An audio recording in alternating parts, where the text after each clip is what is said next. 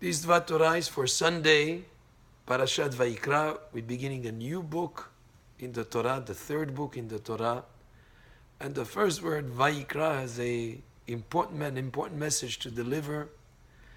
In the Sefer Torah, the word Vayikra, which means, and he called, has the final letter in the word Aleph written Ze'ira in a small font. So as you read the Sefer Torah, no matter what size the font of the letters are, and that's a standard size for the whole Sefer Torah, this will be a letter that will be written in a small format. Why is that? According to the Midrash, Moshe was a very, very humble person. And when Hashem called on him, Vayikra is a language that insinuates honor, respect, giving importance to a person.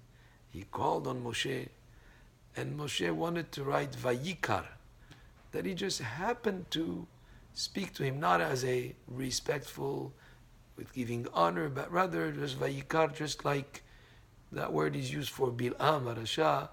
When Hashem communicated with him, he just like, as if it happened to be that he spoke to him. It was not something that was like as an important encounter, but just happened to be. So Moshe, in his great humility, wanted to write just Vayikar as he was writing the Sefer Torah. But Hashem insisted, no, add the Aleph, because Vayikra, you deserve a more important word that insinuates and gives the idea of honor and respect for Moshe. So as a compromise, the letter Aleph was written, but it was written in small font. That is the Midrash. But the Midrash has an important message.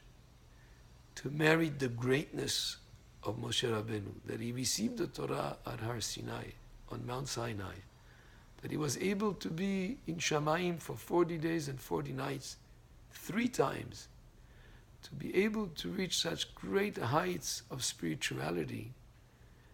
It was because Moshe Rabbeinu was the most humble of all people. He was the most humble of all people because of that humility. That's why he merited to have such great spiritual heights. There's a pasuk that is brought in the writings by King Solomon. The pasuk says, "V'chokhmah me'ayin timatzeh." V'chokhmah, which means the wisdom, me'ayin timatzeh, where can be found, but it can be also understood me'ayin, from nothing. In other words, when a person is so humble that he considers himself as nothing, then he will merit great wisdom. And the more humble the person is, the more a person can merit more understanding and more wisdom of the Torah. The Torah is likened to water. And our sages say that water flows to the lowest spot. That's why it rolls down the mountain. That's why it goes down and down and down as it finds the lowest place to land at. Also, the Torah, which is likened to water, will go and flow to the place, to the person who's humble.